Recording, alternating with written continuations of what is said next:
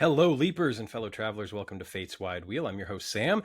And this week I had the pleasure of speaking to artist J J Lendl. JJ's been on the show before, and we had such a wonderful time. I knew that it wouldn't be long before I had him back on.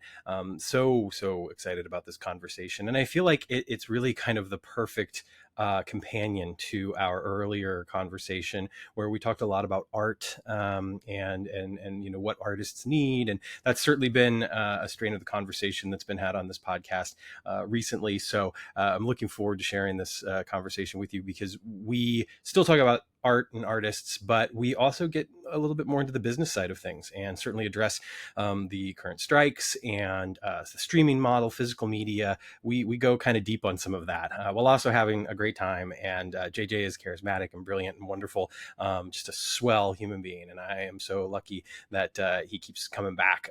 And it won't be the last time. We've already talked about doing something again, which you'll hear towards the end of this episode. The conversation was exciting for a number of reasons. You know, before we even hit record, JJ had kind of helped to clarify some things that were certainly weighing on the podcast with how we could talk about Quantum Leap and season 2 and other things that we're, you know, excited about, like Star Trek Strange New Worlds and other things that are currently airing or will soon be airing. So listen towards the beginning of this conversation for more about that, because again, it really helped to get that clarity on the topic, and I think it'll help listeners as well, and hopefully other folks out there that are trying to create something, make something, have these conversations, be a part of these fandoms, and I feel so incredibly lucky to be a part of that in some small way. So yeah, just a great time. And I think that it goes without saying. You can see three of his pieces actually right behind me, two of the prints, poster size prints, and then one of the postcard size prints from Future Boy. Check out jjlendl.com/shop for some just excellent creative pieces that he's done, not only for Quantum Leap, but there's stuff on there as well for other shows. And as we talk about in our interview right now, if you go over there for the limited time until August 18th, that's 2023, in case you're listening to this in the future or the past, you can get all of his season 1 and season 2 prints for Star Trek Strange New Worlds, and they're well worth checking out. So I'm going to stop talking and I'm just going to kick it right over to this interview with JJ Lendl, and enjoy our cold open. It was just a wonderful time to geek out about a lot of things that we love and enjoy, while also having what I think were some serious conversations about the current state of things and how that affects art and artists and how art gets produced and made. So huge thank you to JJ, and thank you to you for listening and hitting that like, subscribe, leave us a comment, shoot me an email if you want to find us on Twitter or Threads or TikTok or Facebook or any of those places. Of course, it's just Fate's Wide Wheel. And I look forward to hearing from you. I look forward to talking to you more in the future. But for now, let's go over to JJ. One quick note, actually, before we get to the interview, fellow travelers. I wanted to let you know that there is a point in the interview, you'll get to about the hour 23 mark of this video or podcast, and I say some words about ending and cutting it off because we've just ended on such a great note. I loved what JJ had to say, and I think it's great. It's a perfect place to bow out. And then we continued to talk for about half an hour more. The conversation was just so much fun, and there were so many wonderful things that JJ hits on, and I really just enjoyed it. And I thought about cutting it short. I thought about doing some editing magic and all of that, but at the end of the day, I wanted to give you the full conversation, and I thought it was humorous that I tried to say, you know what, this is a perfect place to stop. We're going to stop. And then we just kept talking. It's so easy to do with somebody like JJ. So I hope you'll forgive us, and I hope you don't mind following along. There's some great stuff after my fateful words, and I think that you're going to like it just as much as we did. So stick around and enjoy the full unedited conversation between JJ Lendl and I. That's awesome. She'll just be like, talk like the frog, Daddy. Talk like the frog. So become all of these characters, which is fun. Oh Though all yeah. week I've been Cinderella, so that's been great. Um, Nice. I've been Ernie. Jude has oh has man, discovered Sesame Street, I've so spent countless hours as Ernie. So yeah. yes, and as Kermit. I have a Kermit puppet that I'll bring out sometimes. That Oh, you know, nice. You it know what? is it's like, but then it's like, where's Kermit, Daddy? Where is Oh he? yeah. It's like, Yep. can Kermit can't come out right now because I can't be Kermit at the moment. Yeah. Well, there's a Doctor Who children's book, and I one of the characters is this little alien character, and it's about like this little girl who stumbles into the TARDIS, and Mhm. she accidentally breaks the TARDIS because she drops a peanut butter sandwich like into the console or whatever. That's And cute. so they're trying, the doctor's trying to fix the TARDIS, and she makes friends with this little alien, and naturally, I decided to do a silly little voice for the alien, Hmm. and that became the only voice that Hattie wanted to hear. And in particular, when she was potty training. Amazing. So anytime it was time to like go sit on the potty, she would like sit there and be like, be Blorp. And I was like, oh boy.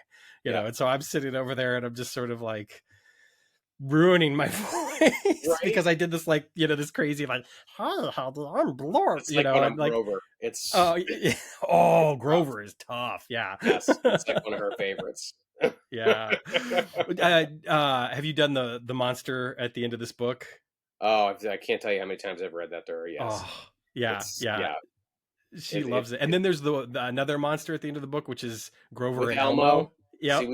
we've not gotten into. We don't have that book. We do Okay. have some Elmo books, and she's been exposed mostly to 70s and 80s Sesame Street, Okay. where Elmo's like pretty secondary, and Yeah. I'm fine with that. It's all Right. good. Yeah, it's funny. We did when we started Sesame Street, we started with the newer stuff, and part of the reason why is because it was during the pandemic, and they were like doing episodes that actually like had to Oh, yeah, well, do. relevant. Yeah, Yeah, and so it was kind of like, oh, we'll watch this. And the other thing is they're like 25 minutes. They're yeah, they're not, shorter. Yeah, the long ones that I grew up with. But and so she was totally into like Elmo and Abby Cadabby and and all those. And all those newbies the new, on the yeah, street. exactly, the new ones. But it's funny because Jude, oddly enough, and I think it has more to do with the stuffed animals that she has gravitated towards Bert and Ernie, who aren't Hmm. featured as much as they once were. Right. Yeah. um but it's great for me because like growing up, Bert and Ernie were my favorites too, so it's Same. just like, Yes. this is You're like, great. I got this. I understand my motivation. I know Right. these characters' backstories.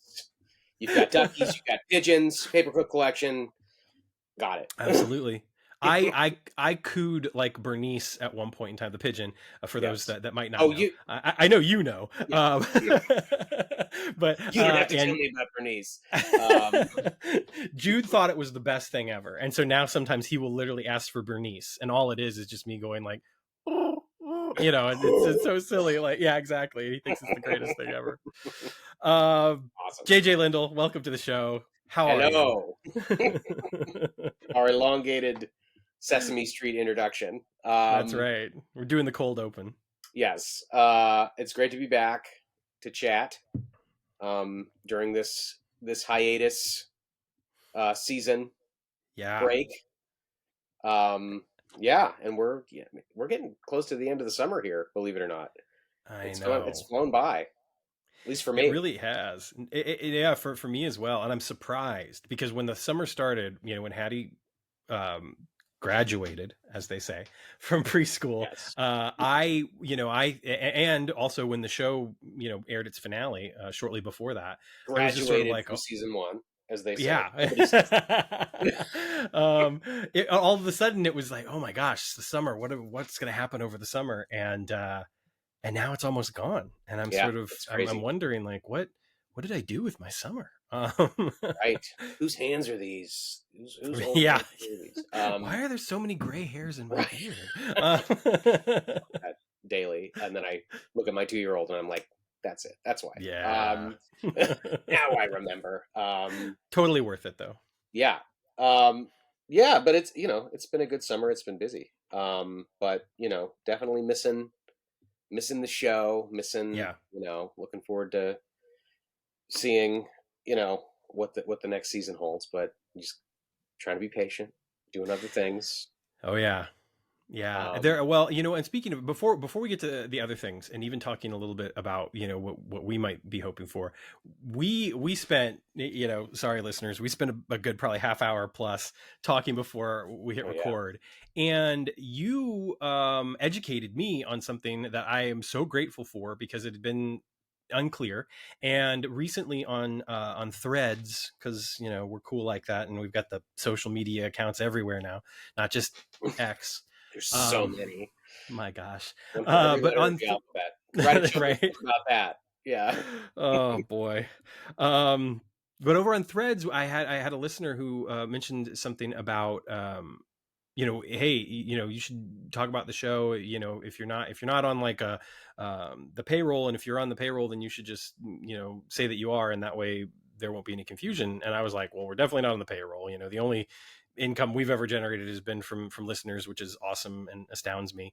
But I still wasn't 100% clear about the guidelines, and the way that the guidelines had been shared with me, and the way that I had seen other people talking about them. It felt to me like the right thing to do was to not talk about it, because I didn't understand, and I would rather err on the side of you know I'd rather try to do the right thing than not. And yeah, when we started talking about it, you made it clear that might not be the case. So can you kind of explain to us, what these guidelines mean, and maybe a little bit about the motivation behind them?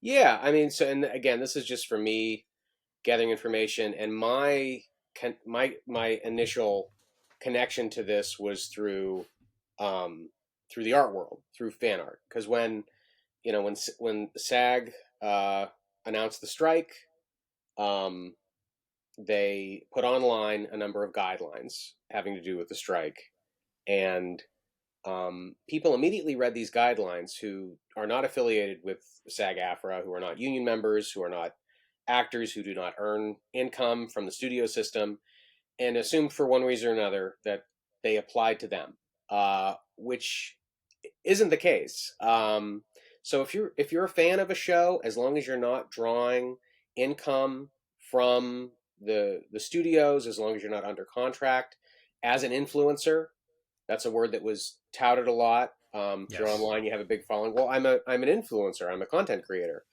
Um, SAG is using that term in to describe folks who are influencers who are under contract from the studios that are being struck.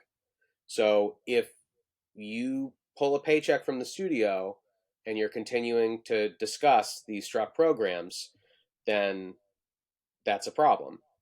But Yeah. if you're not, then it's not, because, and we were talking about this earlier, the whole point of the strike is for the actors and the writers who are also striking to come up with a fair contract at the end of it, so that they are paid their worth, and that all of their issues are hopefully addressed, and to come back to these shows.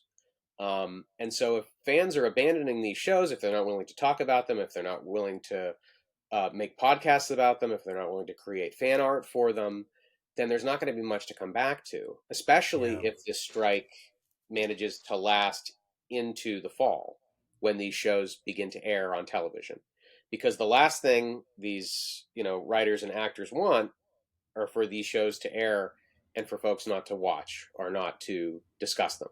Right. So yeah, I think that there was some miscommunication. Again, I think it was really coming from a place of wanting to do the right thing, of wanting to be on the side of those who are striking, and not scab or anything like that. But um, what those guidelines are referring to are for folks who are a member of the union, or who might want to join the union in the way that, okay, these actors are striking right now. Hey, you want to join SAG, you want to be an actor, you want to be in this show, come do the show while these folks are on Right. strike, and we'll pay you to act.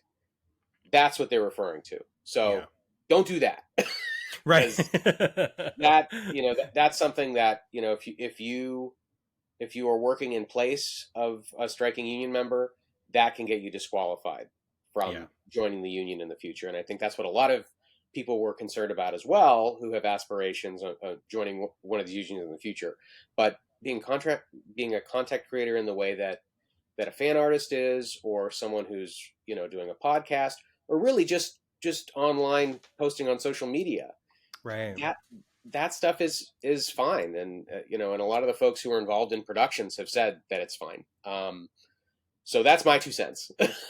Yeah, no, I really appreciate it, and it certainly confirms, some of the I think the thoughts that I potentially had about folks certainly on the production side of thing, wanting people to keep talking about it, wanting people to keep watching, not wanting anyone to boycott streaming services or anything like that. That it really was, in essence, one of the best ways that you can support the artist is by watching the shows and talking about the shows and letting the corporations know how much we want this and we appreciate it and we value it, and that we are willing to pay for it.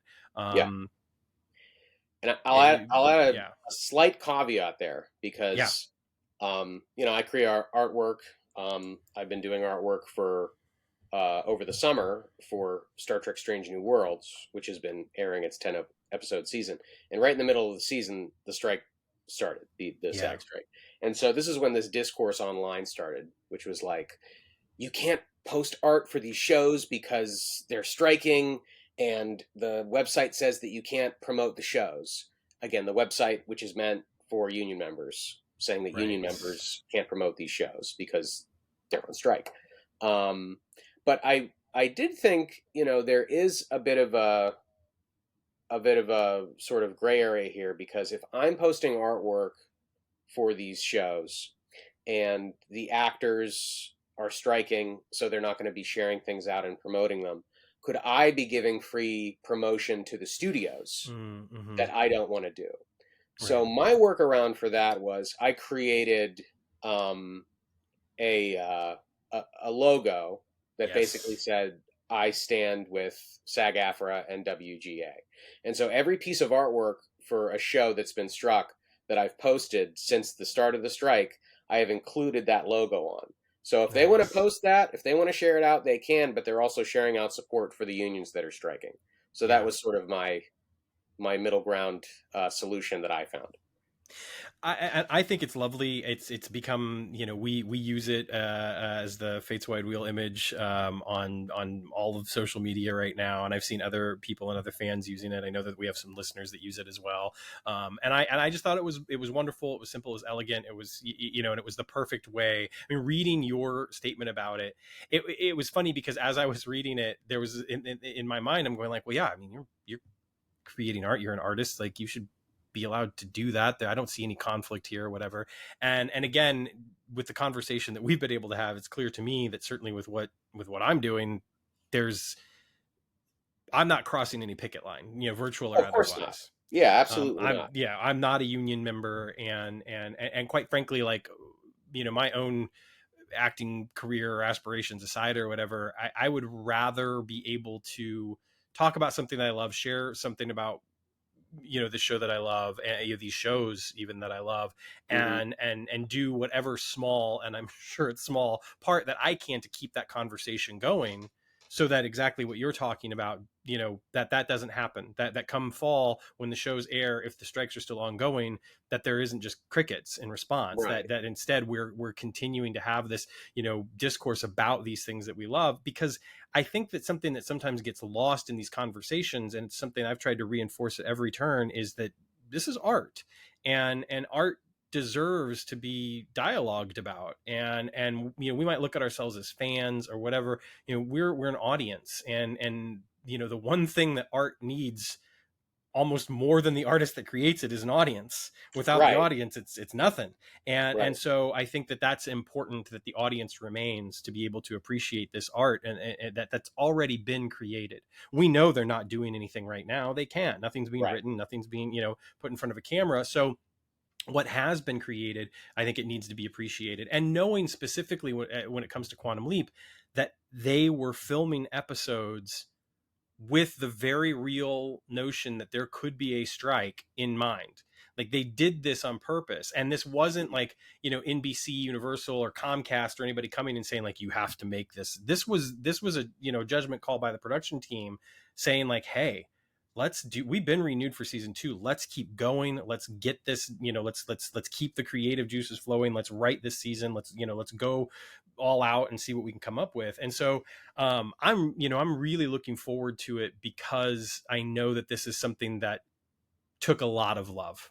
People Right. gave up Yeah. vacations basically to keep producing this show. Right. I think that, I mean, we all know by now that the internet is not a place for nuance. And if it ever was, it's not anymore. It's, we have a wide color gambit on our screens, but things tend to be very black and white when you go on Yeah. social media. And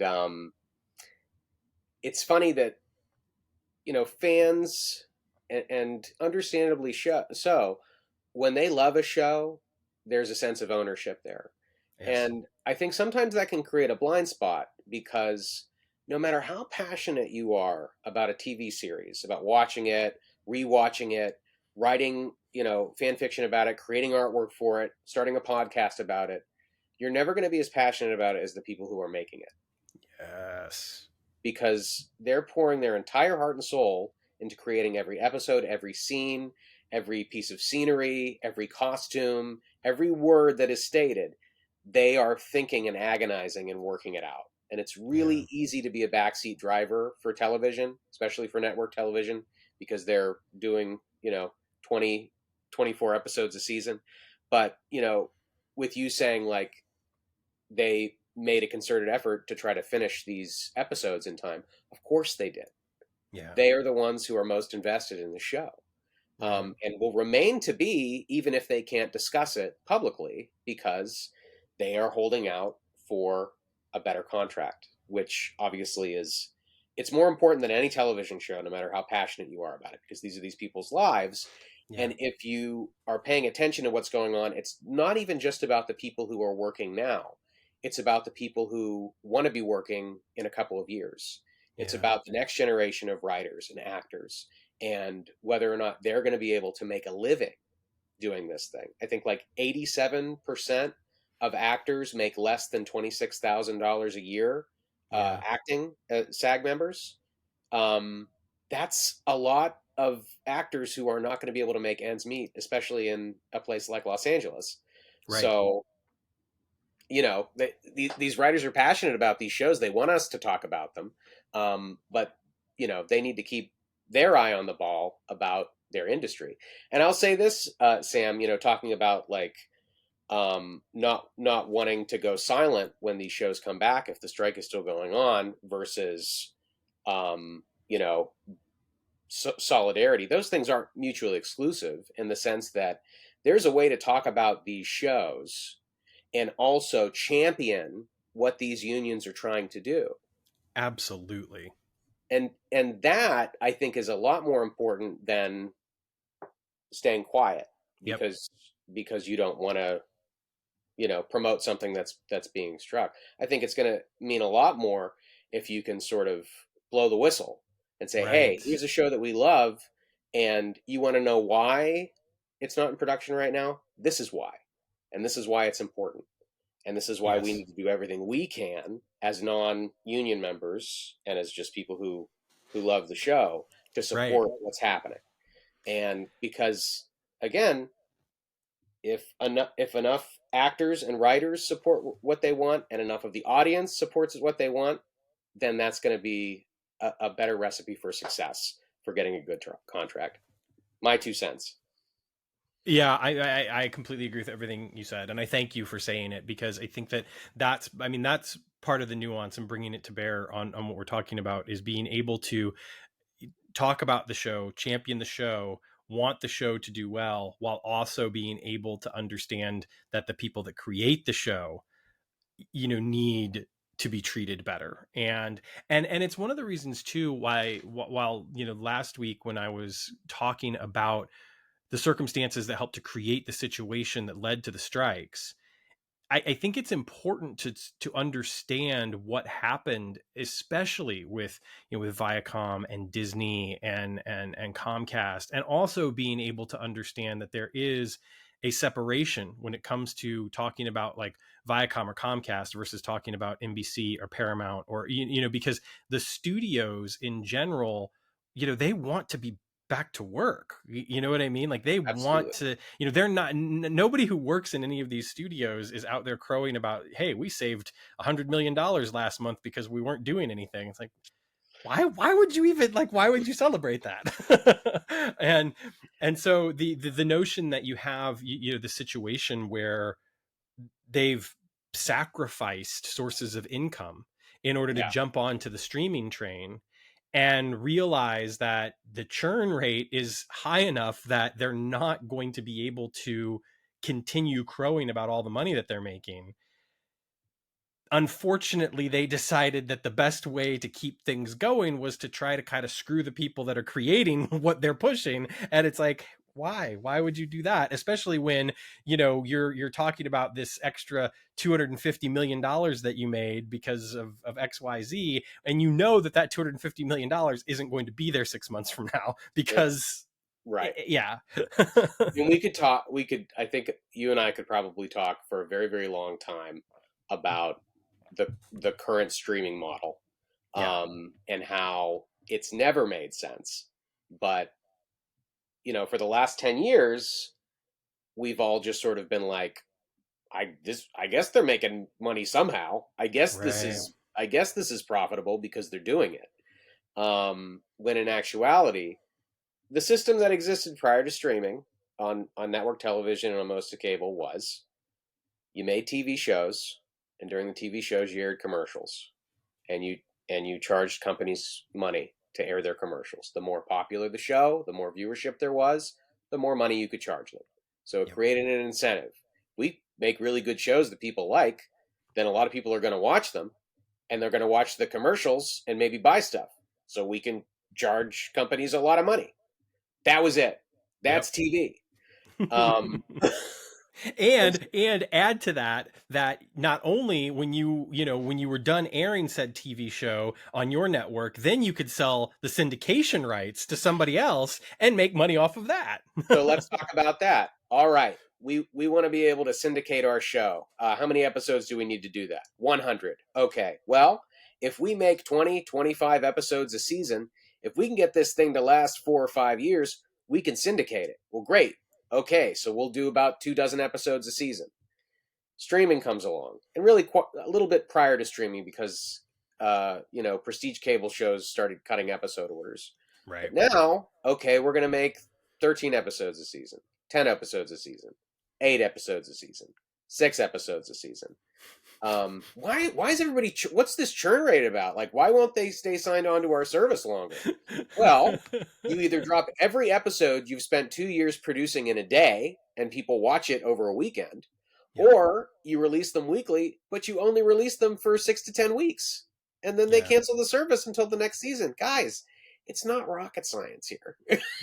Right. It's it's so funny because you see the struggles that Warner Discovery has had with HBO Max already, and even before it was Warner Discovery, there were struggles with when Game of Thrones ended, and you look at what's happened with Disney Plus and what they're experiencing every time a Star Wars show ends, or a Marvel show ends, or whatever, and there's been diminishing returns too, because frankly fans have not enjoyed all of those shows, Sure. for various reasons, some of which I think are ridiculous, and others which I'm sort of like, I kind of see your point.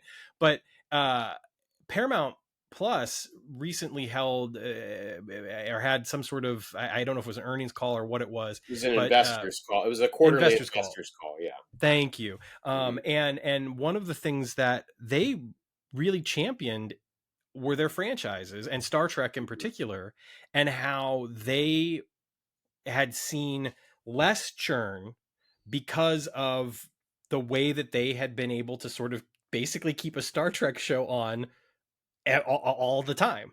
So you were, 52 weeks out of the year, you were getting Star Trek, and that fandom in particular was basically helping to support the service. And Yes. not just Star Trek, but I think that was the one that they were kind of championing.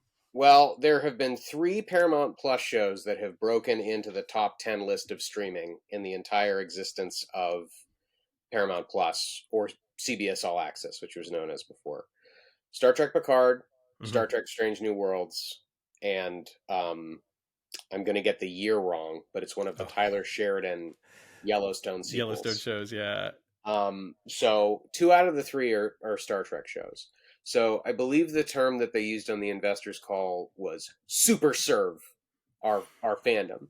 Yes, yes. Which basically I think what they were saying is we're looking at statistics, we're looking at demographics, we're looking at who's watching what, when, and how often, and we think that we have keyed in on a specific demographic that we can super serve to try and keep them engaged. But I will say this, they didn't mention Star Trek on the call, but it's very clear that Star Trek is one of these larger franchises that they've invested in. But the Yeah. only 2 things that they've done this year um, has been cancel Star Trek Discovery and remove Star Trek Prodigy from the Yeah. service completely to shop it around, hopefully, to another third party.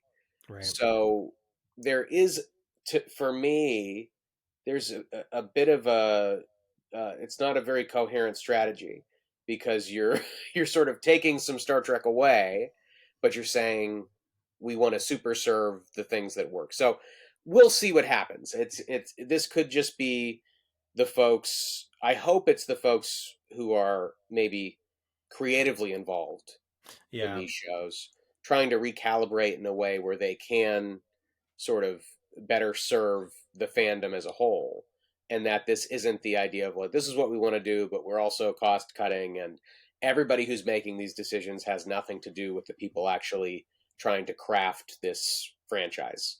But I don't know, Right. time will tell. Yeah, no, you're absolutely right. And obviously, this is like you said, this is a discussion that we could clearly, keep Yeah. having. But at the risk of running that into the ground, and talking about Star Trek, that's a really cool shirt you're wearing. Oh, hey, thank you. Here, I'll better look at it.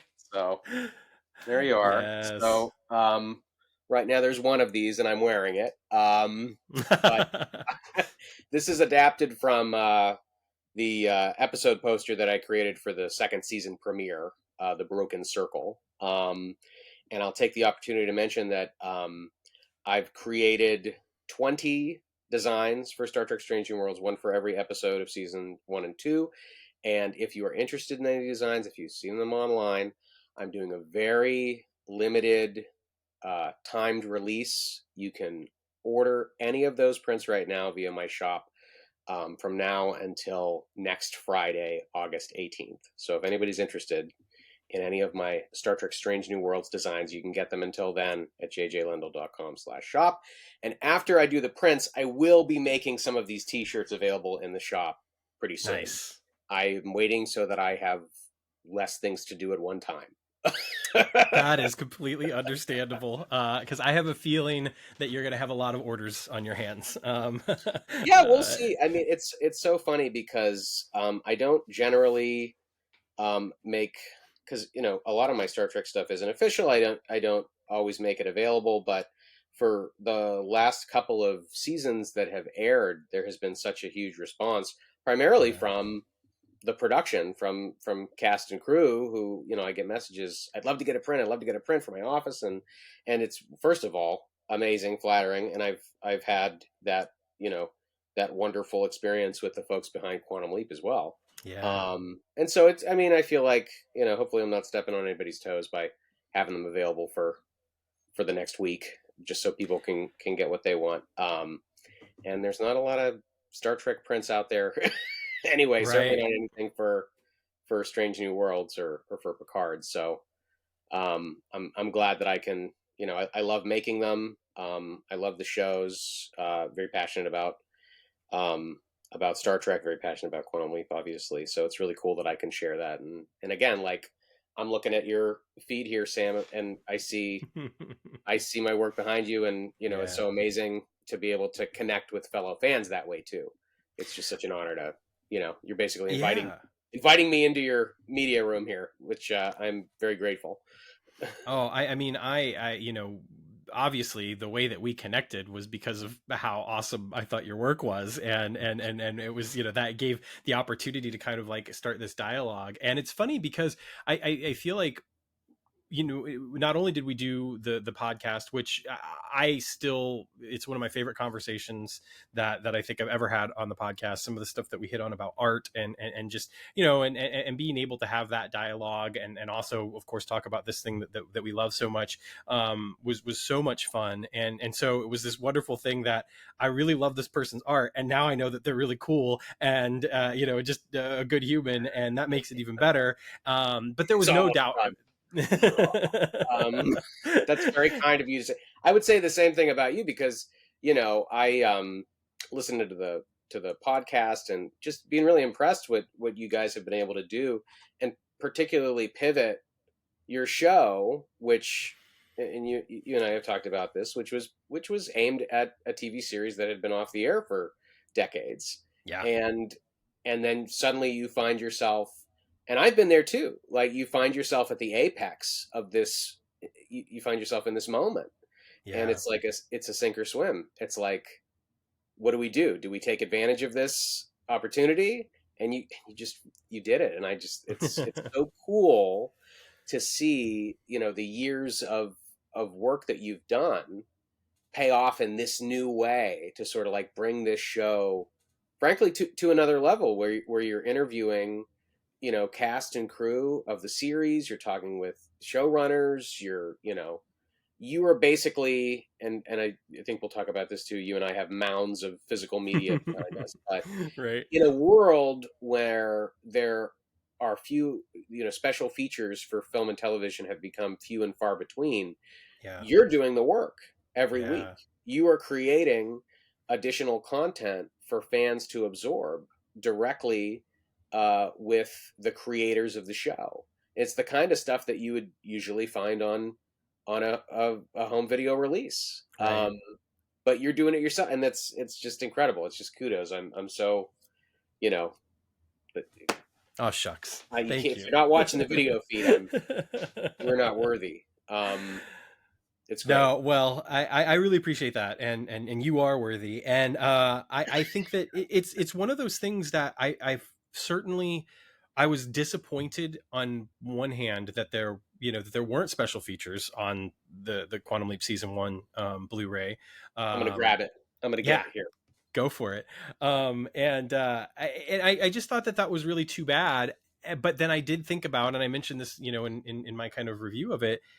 I was like, well, with everything that you know Fate's Wide Wheel and the Quantum Leap podcast have done over this past year, it's the stuff is there, right? Like Yeah. it's just it's there.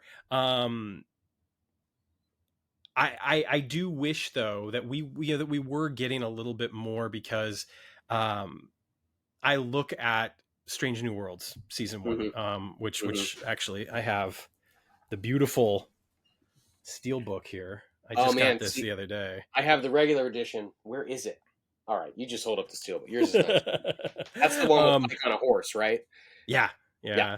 nice. It's real. I mean, yeah, it's very nice. It's so funny. I used to kind of scoff at steel books, and then I just so happened to like get a couple on sale, and now I'm sort of like, well, fine. Like, Looks if I nice. They're all really like it, uniform. They're right? shiny. Yes. Yeah. No, I'm with you But there. the nice thing about that is like Strange New Worlds. You've got featurettes, a gag reel, deleted scenes, audio commentaries, Mhm. and so especially knowing that there is this interest, however small it might be.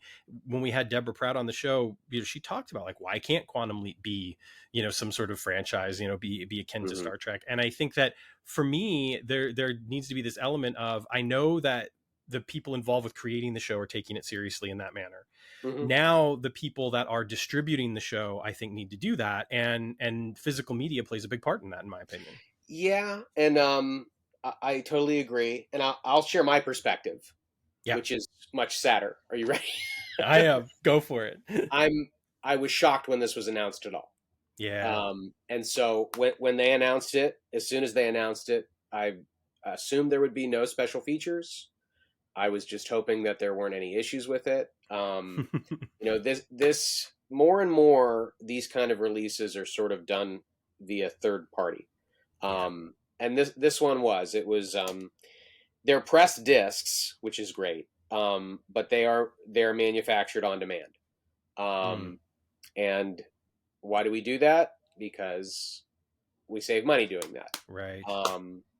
And so if you're wondering, so when this came out, I had posted on the app formerly known as Twitter that that I had gotten it, and what I wanted to let people know was that it was region free or zone Right. free for a Blu-ray. But the reason why I got mine a little bit before other people did is because I ordered it directly from the manufacturer.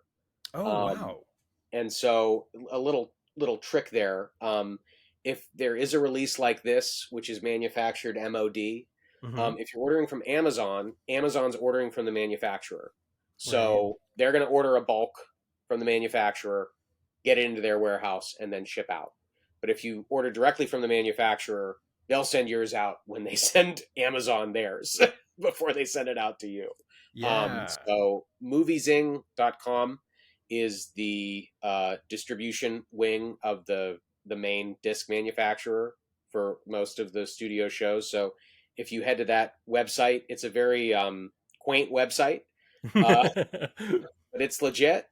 You'll be able to usually score these releases a couple days before you would going through the regular distributors like Amazon or any other places that'll pick them up. So little That's fascinating. I'm so glad to learn that. I mean, obviously, like, I consider myself somebody who loves and appreciates physical media, but there's a lot I have to learn. well, Um, you're a sane human being. I don't know. Sometimes when my wife walks down here, she doesn't necessarily think so, but Well, well, just point her at me and say he was talking about this where they make the discs and stuff. That guy's he, crazy. I'm yeah. normal. This is normal.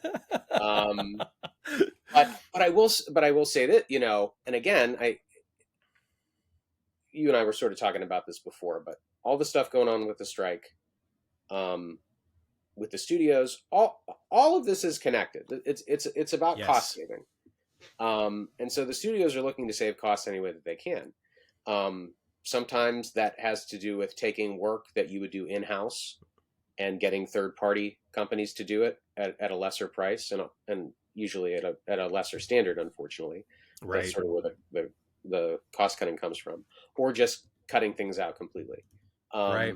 So I think that um, Bill Hunt, who runs the Digital Bits website, Oh, yeah. he's been covering physical media since like 1997 or 98, Okay. at the birth of DVD, and he's got a lot of uh, contacts in the industry, and he recently wrote a piece for the website that talked about sort of the state of physical media right now when it comes to the major studios, and he called out somewhat veiled, but he called out a couple studios in particular who were very clearly phoning it in when it came to Yeah. their uh, physical media releases. And but he also talked about the fact that the folks who are actually creating this stuff, um, as is often the case, I mean, they're not the ones to blame. They're not the ones that they want to do this stuff. They want to come out with the Right. best releases possible, but they're only given so many resources. They're only given so big of a budget. These teams have become smaller and smaller and smaller over the years of professionals who are in charge of doing this stuff. Um, the silver lining right now is that studios are becoming uh, a little bit more comfortable uh, letting third party companies release their film and television on disc. And Yes. so then you've got some of these really cool labels like Criterion in the Hmm. United States, Kino, Yep. who are licensing all of these films, and a lot of them classic films, who have not necessarily been treated very well in home media, and they're releasing them in 4K Ultra HD. They're Yeah. producing commentaries and special features. they're working with the filmmakers to make sure that they are exhibited in, the highest quality and the way that they're meant to look. And so I would say that's a silver lining when it comes to these really cool sort of independent um, uh, video companies who are sort of stepping up where the studios have sort of stepped back. Yeah. So if you're into physical media, if you like knowing that you have a film or a television show that is not going to be suddenly pulled from a streaming platform, or if you just like to make sure that you're watching that film or that television show at the highest quality that you can, which if you're watching it on streaming, you're not, Right. um, then my suggestion is support some of these smaller companies who are producing things. And there's companies here in the United States, there's companies overseas. And the best thing that I ever did years ago was that I bought a region free Blu ray player, Oh, that's yeah. because that opens up the world to you. Because there's going to be a lot of releases that won't come out in the United States, but they Yeah. might come out in other territories. But your run of the mill player won't be able to play them. Now Right. with Ultra HD, it's great because there's no region blocking on those. They'll any disc around the world that's 4K will play anywhere. But for Blu-rays, there's really great stuff coming out of places like Eureka out of the UK, and Indicator Powerhouse, Yeah. and just a ton of really great companies. And you can see some of the releases behind me here. To say nothing of what the BBC is doing with classic Doctor Who right now. I am extremely jealous because one of the things that I did not do, unfortunately, is I did not invest in a region-free Mm, Blu-ray player. yeah, I have a region-free DVD player, yeah, so I have almost my entire classic Doctor Who collection are the UK releases, not yeah. the US releases. But when it came to the Blu-rays, all of mine are the US releases. And I've talked to Matt Dale about this before too, because the UK releases, as you can see, if if you're comparing, look a heck of a lot better than the US releases. I'll pull one here. Yeah. There's these beautiful box sets. The artwork is the same on the front, but Right. you've got these nice custom made, basically digibooks, Yep. which they've got custom art in here, which is beautifully done. And I'm blanking on the name of the artist who works on these, but he's on Twitter. He's very talented. And then you can sort of open up this flap here. There's always a TARDIS here, and then it Mm. opens up into this multi-fold, which then has the booklet, which has tons of information about the making of the season. To say nothing of all the special features that are on the discs. And as Yeah. every physical media aficionado knows, one of the biggest frustrations with upgrading to a new quality disc, like from DVD to Blu-ray or from Blu-ray to 4K, is sometimes those special features don't migrate over to the next upgrade. But these have everything that was released on the old DVD range, which you see behind me as well. So it's really, Yeah. these are it's not going to get any better than this. They're not going to have to release the show again. Right. One, Right. because most of it was shot on video Videotape. and Yeah. 16 millimeter film, so it's not going to look a lot better than it does now. Right. Let me It's put yeah, this. I mean it's a shame, and I get it. Again, it comes down to money, like we were talking about earlier. But those, I mean, they're so beautiful, and we do not get that over here enough, quite frankly, And we haven't especially for from a the long larger time. Yeah. studios, right? And I mean, Mhm. there are some exceptions. There's some exceptions, like the Godfather 50th anniversary 4K box set. That is beautiful. I mean, it comes It with this is. beautiful book with amazing photography and essays, and then of course the discs themselves are just impeccable, and the special features that are included are fantastic. But I have a But beef with that set. I have a little tiny beef with that ooh, set. tell me. Um, so my beef is tiny, and it's because it is a really great set, and I'm not one of those people that's like, yeah, it's good, but except for this. But I Right, will pitch it say in the that, fire.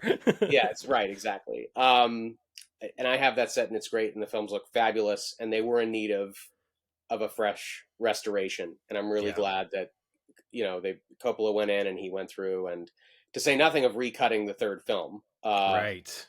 for that set for his coda version. But in the 80s, you may be aware of this. I can't remember what he was trying to Francis Ford Coppola, who directed the Godfather trilogy. He was trying to finance Apocalypse Now, Hmm. his other great masterpiece of that era, and he was running out of money because it was kind of a money pit, that Yeah. production, shooting in the jungle, and Your star has a Marlon heart Brando, all this attack, stuff. and yeah. Yep. And so he was approached by one of the television networks about doing a TV version of The Godfather. Yeah. And this TV version was very novel in the sense that, if you've seen the Godfather movies, you know that there's a lot of jumping around of the timeline, particularly in the second film, because you're technically telling two stories. You're telling the story of young Vito Corleone, played by Robert De Niro, and his rise to Godfather status, but then also the fall of his son Michael, played by Al Pacino.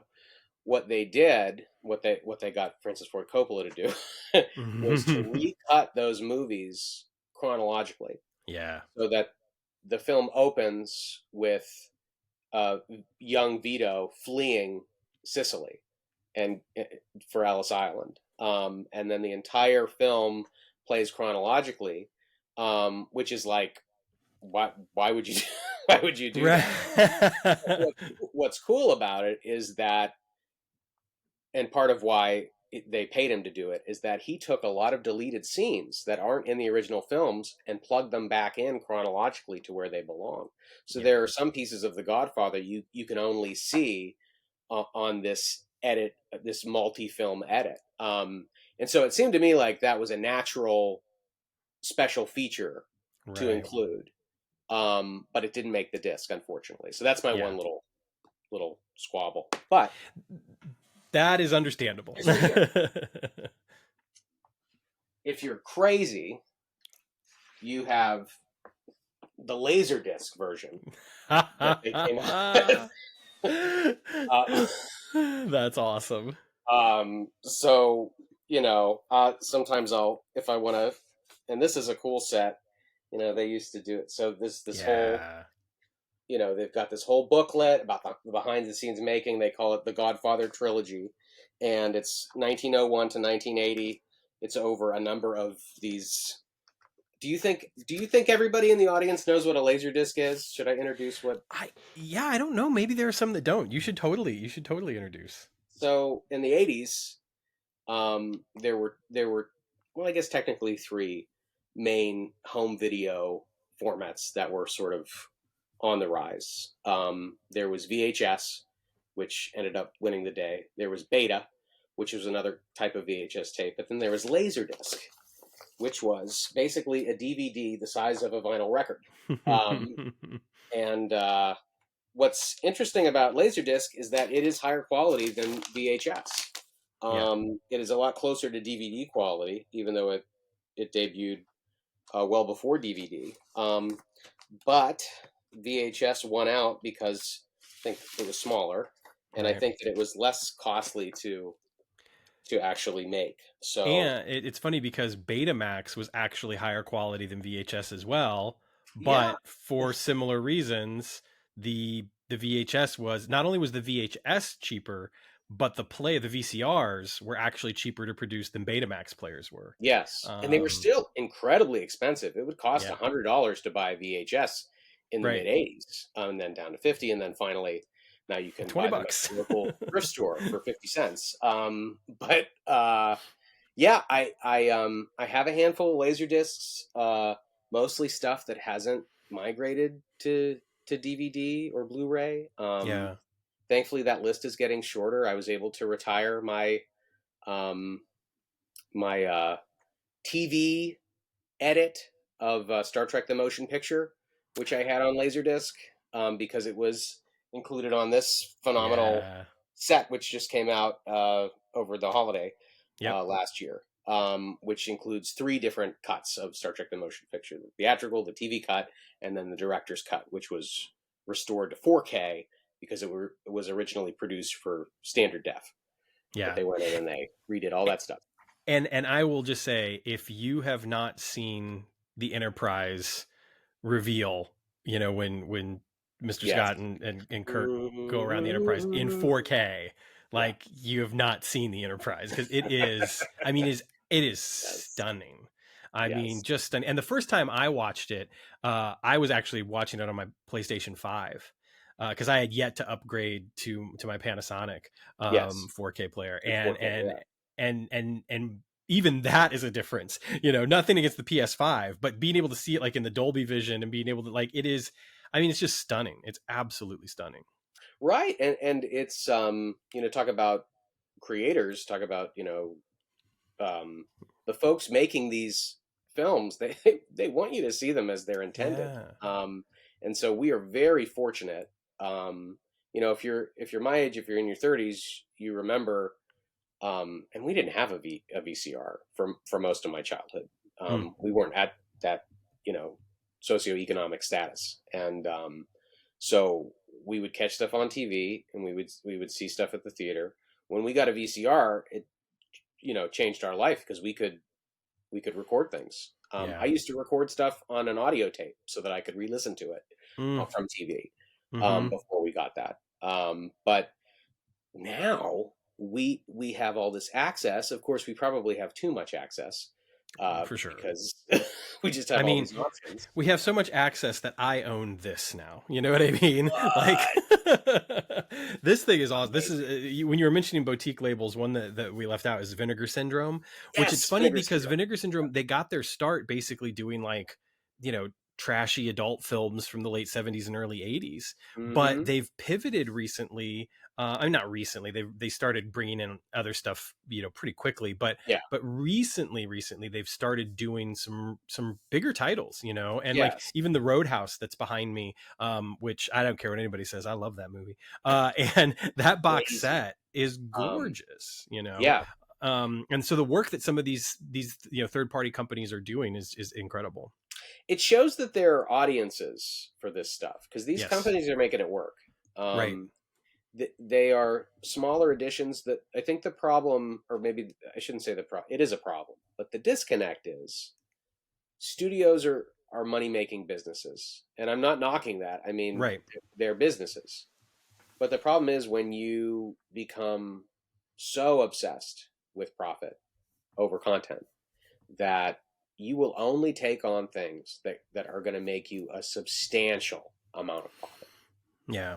And so you start to really pigeonhole yourself as a company as to what you'll actually take on. I mean, that's the reason why most films that we see are sequels or remakes, Right. because they're safer bets. We know that there's an audience for this IP. We know that they've come out to support films like this before, and so it's a safer bet. So we'll green light this as opposed to something that might be a more meager success possibly. Or look at Barbie and Oppenheimer. Yeah. Um, Right. it's not the perfect example because Barbie is a long-standing popular IP, but it's not necessarily a blockbuster IP that Right. you'd think would be cracking $1 billion within a couple of weeks at the global box office. Right. And then Oppenheimer is a 3-hour movie about a scientist in the 1940s. So, Yeah. it's a Christopher Nolan film, and that and Sure. that carries a lot of leverage. But somebody, somebody in a room with Christopher Nolan said, "Yeah, we'll greenlight your Oppenheimer movie," Right. um, and they could have easily said, "Hey, it'd be great if you did something more like Batman. Could you do another Batman?" That's mostly how those conversations seem to be going. Yeah. So yeah, I mean, I think that the studios have sort of put themselves in a situation where they can't take this stuff on because they're really trying to maximize their profits on anything that they do. Yep. And I think that sort of answers our question for this. It's like, hey, we could spend some money putting together some mini docs, or having a couple of the cast members or the writers come in and record a handful of commentary tracks, but it's not going to make us the kind of money that Right. that we're sort of in the business for now. To say nothing of the fact that, they didn't, you can't find this in stores. This is only available online. So it does limit the kind of risks that these studios will take risks. But at the end of the day, it really just limits what consumers have access to, and that's Yes. unfortunate. And it cannot go on like that forever if these studios want to continue to be profitable. Right. I couldn't agree more. And a great example for me personally, anyway, and it dissuaded me, quite frankly, from making a purchase. And I wish that there were more stories like. I mean, I know that there are, but I wish that the right people were hearing these stories. The Americans is probably one of my favorite TV shows of the past 20 years. Like I Mhm. just think The Americans is fantastic. Um, I remember around the time, I think the second, or no, it was around the time the third season came out. I wanted to own the series, because Mhm. it wasn't at that particular point in time. It was not as accessible as most shows are today with streaming and everything. Right. And so, That was and that plus I'm was a an physical media FX guy, and I was series, right? like, Was oh, that on FX? yep, that was on FX. Okay. Yeah. All right. And so I was like, well, I want to own this. And I found the first season on Blu-ray. I couldn't find the second season. I was like, where's the second season? I found the DVD. And then I come to find out they weren't making Blu-rays of the Yeah. show. So the first season has a Blu-ray.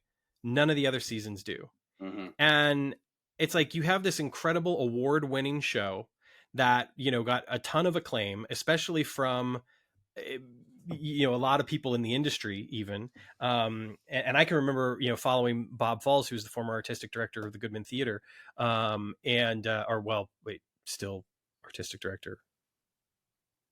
He won't be after this season. Anyway, it doesn't matter. Anyway, We'll point is, fix it in post. You can yeah, fix that exactly. in Yeah. post. You're putting too much faith in me. But the thing is like I can remember following him, and he was, just raving about the show, which is one of the things that kind of instigated me to watching it. And I was just so disappointed that, here you have, Tony Award winners, and the show is winning awards, and you have this incredible cast, this incredible smart writing.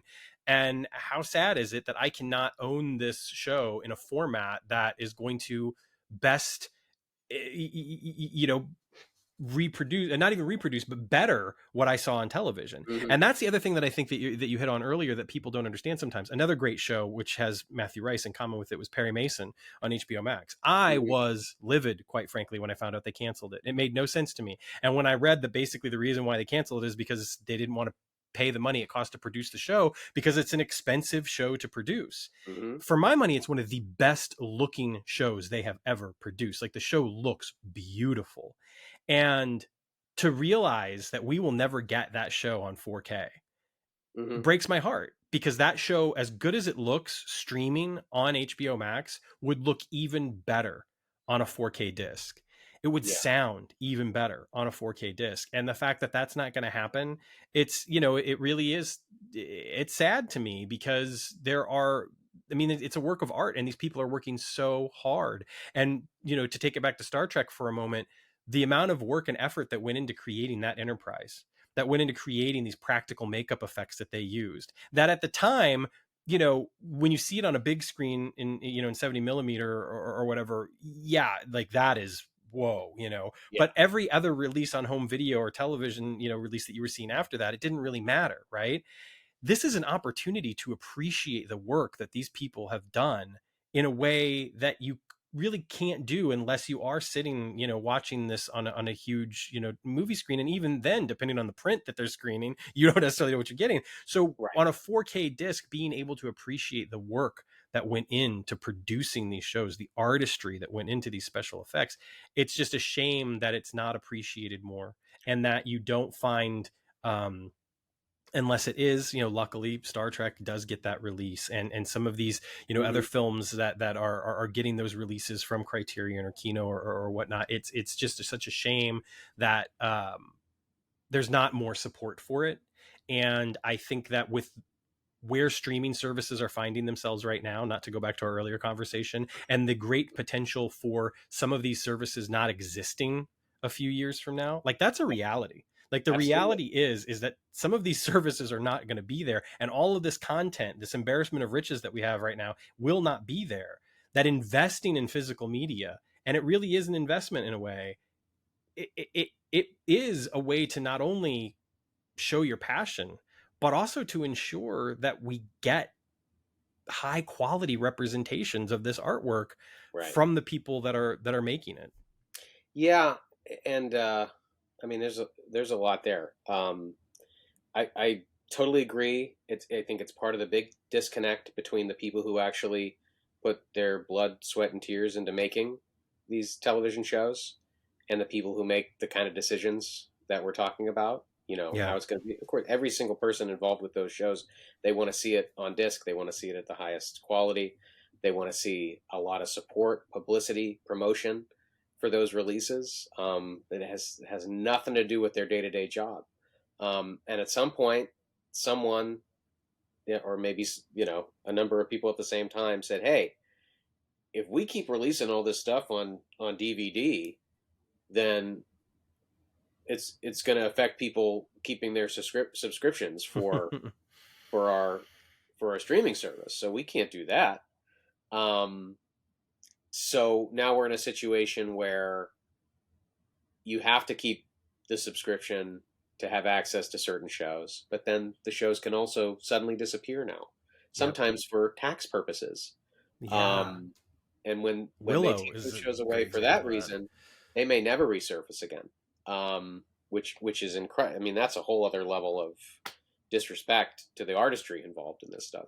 Yeah. Um, so you know, when that was announced that they were taking a bunch of stuff off Max for that expressed reason, that I think was probably like, I hope that was a wake up call for a lot of folks as to what Yeah. the and I think that those kind of decisions were directly connected with the strikes.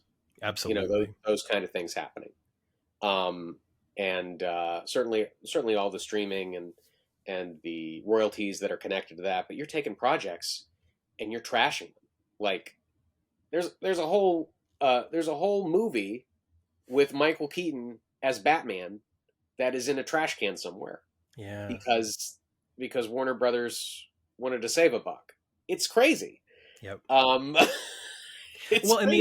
the other thing too that gets me about that is that there were these people that were saying that they had seen portions of the movie or whatever and that it was bad.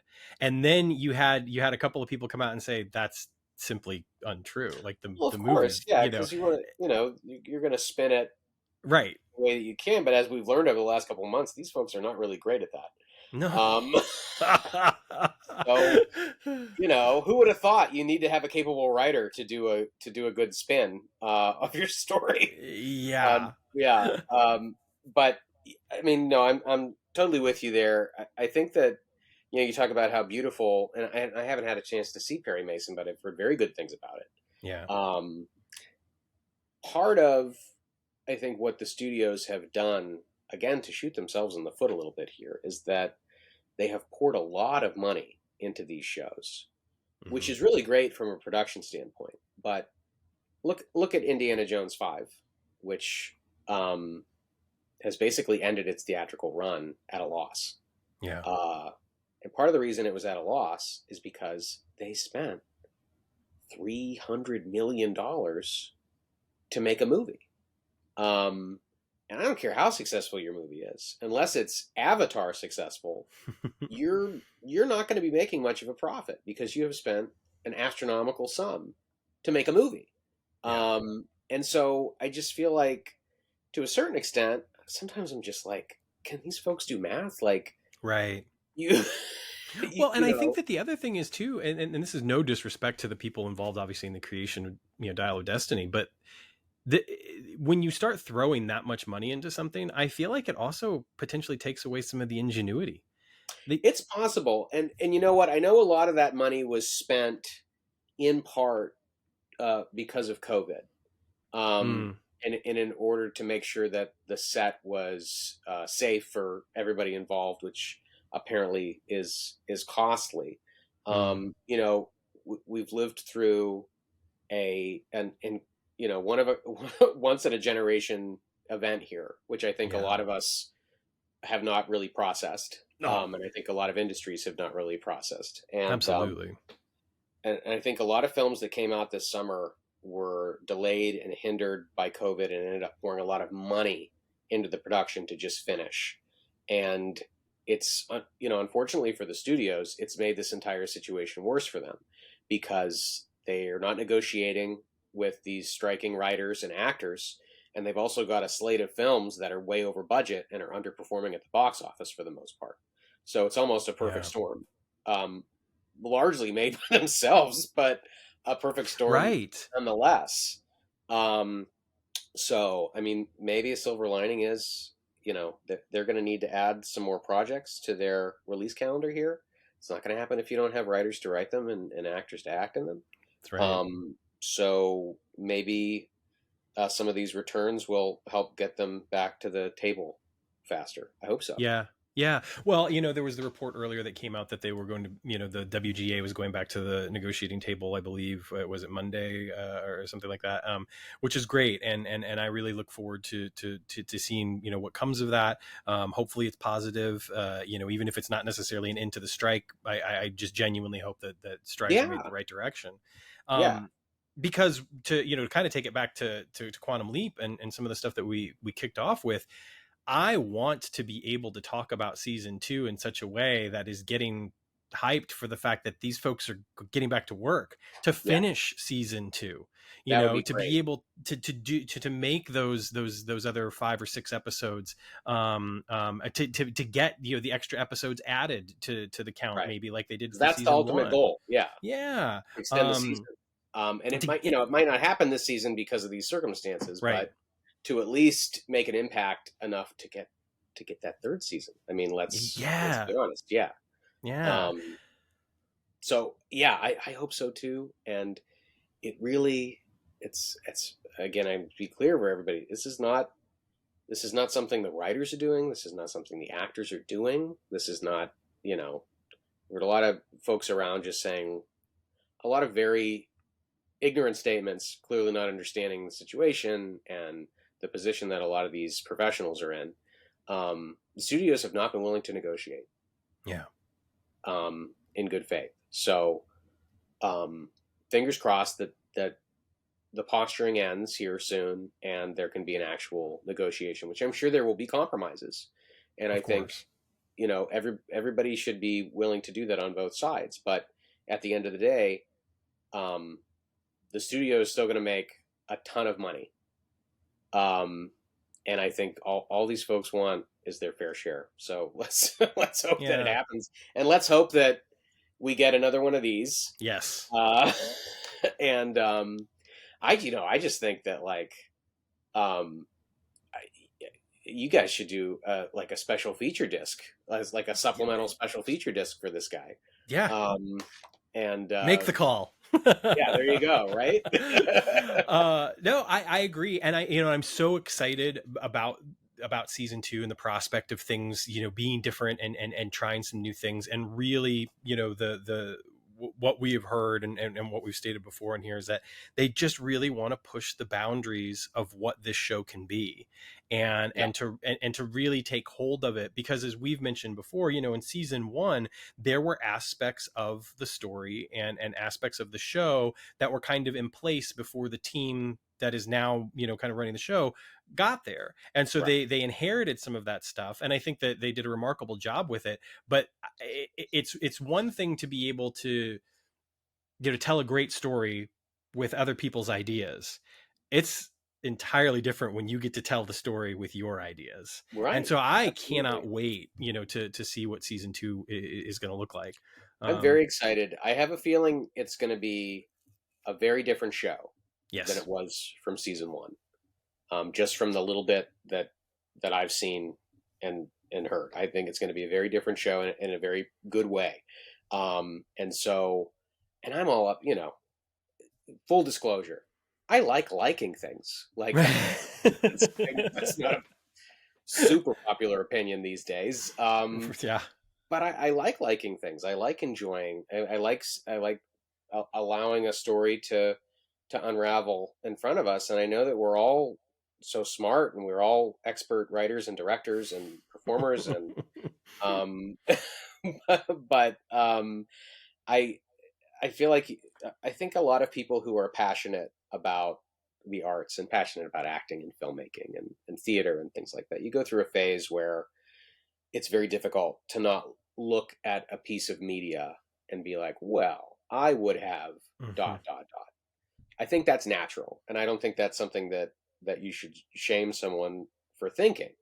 But I Right. do think there needs to be an evolution for folks who really are passionate about the art form, where they can take their preconceptions, set them aside, and accept what's being told to them and given to them on its own terms. Absolutely. Um, and I'll say this, you know, if you find yourself not connecting with a lot of the media that you are watching, then it might be time to try to make your own and try to put something out there in the world that you want to see. Um, Absolutely. and and I think that's a good motivator. If there are stories that you think should be told that you're not seeing out there, then maybe you should be the one that's putting them out there. And I'm not just talking about TV or movies. I'm talking about comic books. I'm talking about artwork. I'm talking about music. I'm talking about any creative endeavor. We have all of these tools at our disposal, all these digital tools, and we have all of these ways to connect with people all around the world.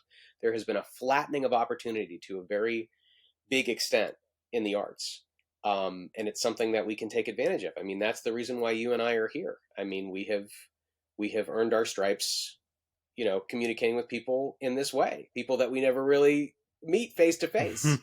Um, and there's a lot of power in that. And that if you can leverage that, you can have a lot of success. And so, I guess I just, because I do so much artwork for these different really passionate fandoms, I just see a lot of frustration in these fandoms. And I'm just like, take a step back and, if if you're not liking what you're seeing, make something yourself. And I think that's good. Spin it into something positive and something that is proactive as opposed to reactionary. And but again, this is just my that's my 2 cents. I Anyway. love it. I love it. I think it's worth $1 million, and I'm going to do something that I don't normally do, and it's one of those things that I think maybe I've learned along the way and of earning those stripes that you're talking about. I think that's just the perfect note for us to end on for tonight. And Hey. I love so much about everything that you just said. And I love having you on the show. You're brilliant, and you bring so much to the table. And I want to do this again. I want us to be able to talk about all the things that we didn't get to talk about. I want to know what your favorite episode of Strange New Worlds is. I want to know, I want to know what your favorite season of Doctor Who is back there. I want to talk about that Ace McDuck sitting on the shelf. Yes. Well, man, gosh, there's so much we could talk about. Um, I will say that I love. I'm a big Tom Baker fan, so I'll Yeah, just put that out there right there. Tom Baker is excellent. one of my favorite classic doctors. So seasons Yeah, 12 and 14 they're up there. yeah. They're definitely up there. I want to I know mean, your favorite Doctor Who season before we go. it's it is really tough. I'm probably going to agree with you. uh I have a huge soft spot in my heart for John Pertwee as well. I love the third Oh, Doctor. yes, um yeah, I the you know Earthbound Doctor. Yeah, Um, yeah. And I yeah, love that. I love that first season of his, yes. with Liz Shaw. One of my. It's funny because as much as I love Joe Grant, especially like her last season, Hmm. um, I wish that Liz would have gotten, at least 2 seasons with the Doctor instead of just the one. Yeah, there was a little bit more uh friction there, I think. Yep. Yeah, and I love Joe too. Actually, my I won't pull it out, but I was able to get one of my sets signed by the Yes. actress. Ah, She's Katie Manning. That's awesome. Yes, Katie Manning, and she signed it. It's bigger on the inside. It's Oh, you open it up, which is cool. But yeah, I'm with you, and I like those Earthbound episodes. I love the Holmes Moriarty sort of yep. spin that they take with the Master, Yes. and there's a lot of fun creature stuff, and like I feel like that the show was really the show was humming on a really unique level, and I feel like when you get into the later Third Doctor era, you're getting some more of the intergalactic stuff, but it's still really cool. And then you get to Tom Baker, and I feel like it's just like that um, that era. And again, like the writers behind the show at that time, they were just Yes. Oh my gosh. operating on a really fun, really sharp level Yeah. for the show. And okay, listen, this is going to become a Doctor Who podcast if we're I'm not okay careful. with that. But no, I completely agree with that. And that is one of the things to try to, to tie everything together, that physical media, I think, represents, especially when it's done well, it's this opportunity to connect with shows and learn about shows and experience shows in ways that would have never been possible when they originally aired, because the special features on those Doctor Who sets, and the new ones, the updated ones as well, the Yeah, behind the couch stuff is so much fun. it's And so cool. you're Yeah, hearing from these people, and it's one of the things too that I love about that, about those features, because you're hearing from these people that in some cases literally helped to create the medium. You're hearing from people that were there, in the early 50s, when TV was just figuring out what it was, and then they worked on this show in the 70s, and they're able to bring to bear all of this experience that they have, and yeah.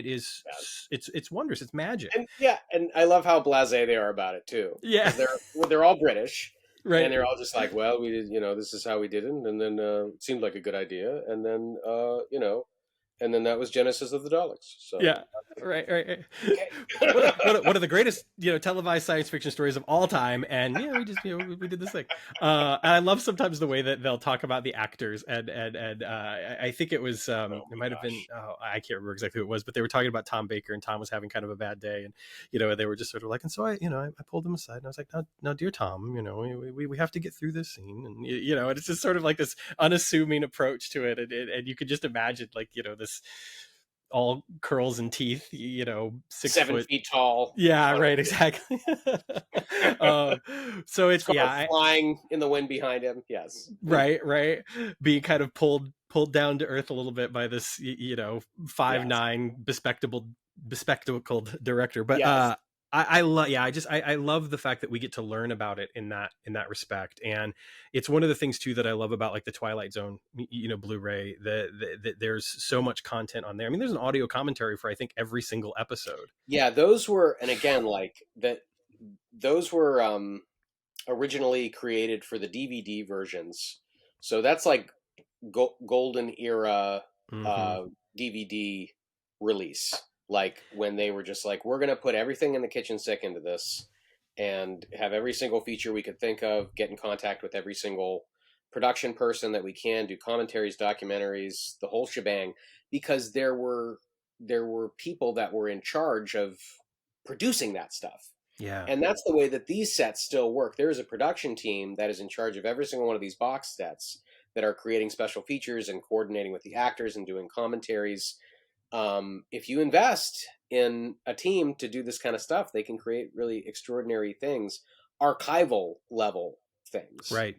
Um, Yes, yeah, that is the perfect word, because the thing that is so important, and it's true of that Twilight Zone set, it's true of the Doctor Who set, unfortunately, is that these people aren't going to be around forever. right. And I think about, like, Terrence Dicks, for instance, who passed Mm, away a little over a year ago, I believe. Here's someone that contributed so much to the fabric of that show. And we are so fortunate that people took the time and care to put together these features, these archival features, because we can hear from him. We can hear right, his voice. We can summon his voice, from beyond, right. basically, to tell us these stories about the production of this art and the way Yeah, that it was made. And it's the same thing with the Twilight Zone set. There are commentaries with actors who are no longer with us, that were absolutely. produced, like you said, for those DVDs in the late 90s and early 2000s, when they were alive. And Right. it's amazing. There's a oh gosh, now I can't remember which film it is. I think it might be Broken Arrow, but I could be wrong. There's a Jimmy Stewart film. Oh, it's Winchester 73. There's a Jimmy Okay. Stewart film, and it's not advertised on the DVD, which is mind-boggling to me. And it has an audio commentary with Jimmy Stewart on there. And Really? yeah, and it's like, this is incredible. Like, I don't know if it was produced for the laser. I think maybe it was produced for the laser disc, and it was ported over to the DVD. It's not listed as a feature on the back of the DVD, but you put the disc in and you go to the audio tracks, it's there. And it's like, this is incredible that I this wonder if that was an exists. oversight. Yeah, well, as you as never know. in not an oversight that they didn't list it, an oversight that it was on there. That they yeah, that they Uh, didn't even realize it was there. right. I could Uh, see that. But yeah. that's, yeah, you're absolutely right. It's so cool, and but of course that's the frustration too with uh, stuff going out of print. Mhm. Um, you know, with the stuff not getting ported over to the next thing, and of course, imagine if these streaming services embraced archival content, Yes. embraced special features, and how easy it would be to do, to Mhm. have multiple soundtracks, commentaries, to have extras, documentaries. Um, I think in a perfect world, at some point, these studios realize that it might be in their best interest to invest in the mythology of their own work. Yeah. Um, because there is something to be said, even from a business standpoint, of taking what you're doing so seriously that it's worth journaling and saying, hey, public who are streaming this movie, we think it's worthwhile to put this here as well if you were interested in learning about it. And they're also going to stream the movie again if they listen to it with the commentary. Absolutely. I mean, that's So the thing about, Criterion. They have the Criterion channel, and it's just a wonderful example of the possibilities, yeah, because yeah, so many of those absolutely. films have those special features. Godzilla, for instance, which both of us were talking Yeah. about earlier, that's behind us. The Godzilla film is on the Criterion channel right now. You can go and you can stream it, and then after you stream it, you can listen to an audio commentary. You can watch, multiple documentaries, subtitled documentaries with interviews with the Japanese actors who were in these films, Hmm. and it's wonderful, and to be able to the mythology, like you said, to indulge in this myth making, this romanticism that is filmmaking, this magic Hmm. that exists, these flickering, lights and sounds in front of us. And I think that it's something that has been lost, and it's so mercenary these days. We spent time talking about dollars and cents, basically, Hmm. and that's fine. I think it's a great conversation to have, but I would much rather spend time talking about these other things, that we've been able to talk about: the Absolutely. artistry, what Yeah. moves us. Right. um and I And think that there's yeah. conversations that are not being had at these higher levels about that. They're not worried about what moves people. They're Right. worried about what moves the bank account, And and I and think that everybody's got to eat, you but think, well, there's more yes, to it. yeah, but shouldn't there be some sort of understanding or trust that the things that moves people will be Mm, profitable?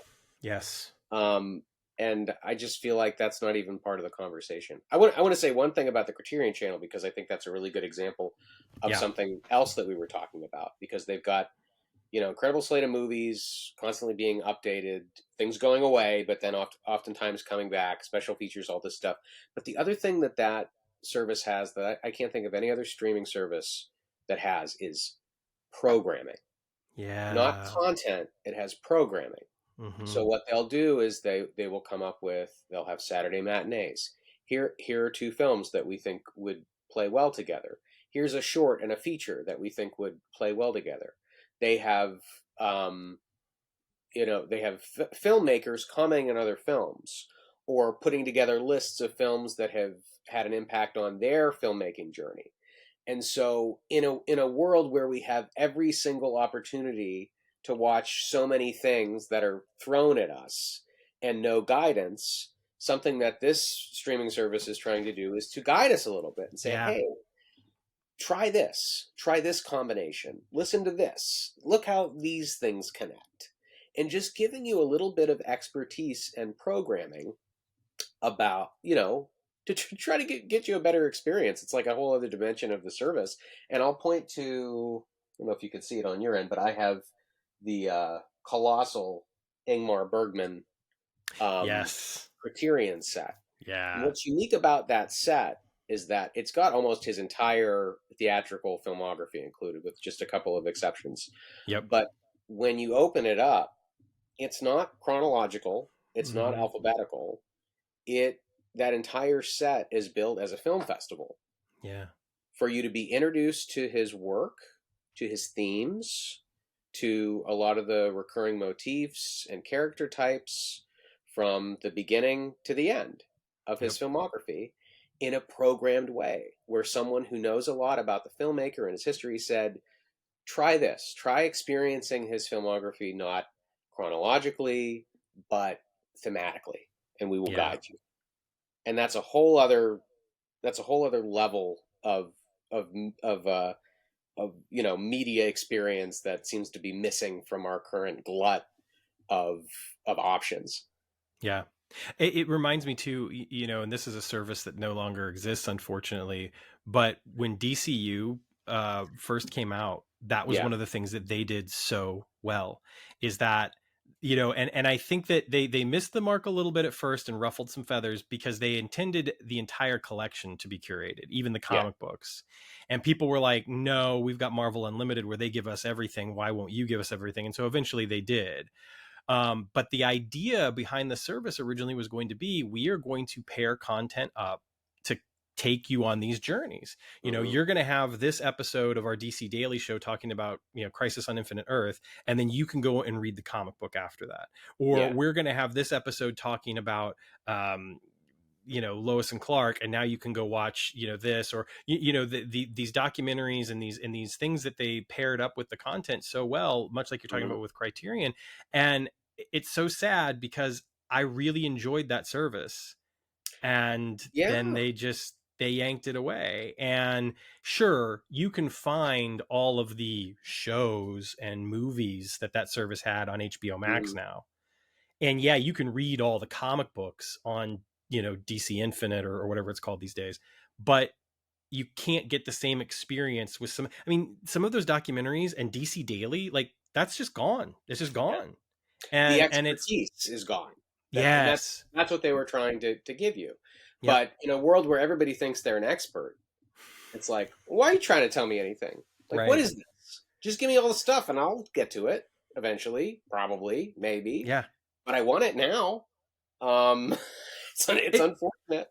it's like Um, when I was in Galena for this little mini vacation that we took a couple months ago. It would have been like walking into Ulysses S. Grant's house and walking around looking at everything and then walking out. Yeah, I was in there and I saw everything, but without the guided tour, without the museum director telling us some of these stories, I never would have known the intricacies of, like, Mrs. Grant brought this back from Japan on their trip, or he was given this by the townspeople when he returned after the war. And you never would have gotten all these little bits and pieces of the nuance.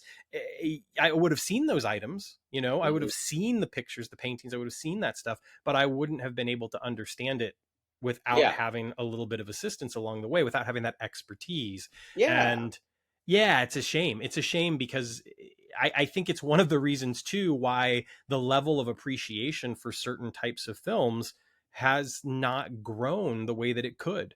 In hmm, particular, like with foreign films, you mentioned Bergman, the Fellini box set that's behind you as well. Like, those films are, luckily, I think they're recognizable enough to a certain portion of the community that there's a window in for people that might not necessarily have seen them before or experienced them right, before, yeah, experience those filmmakers and those directors.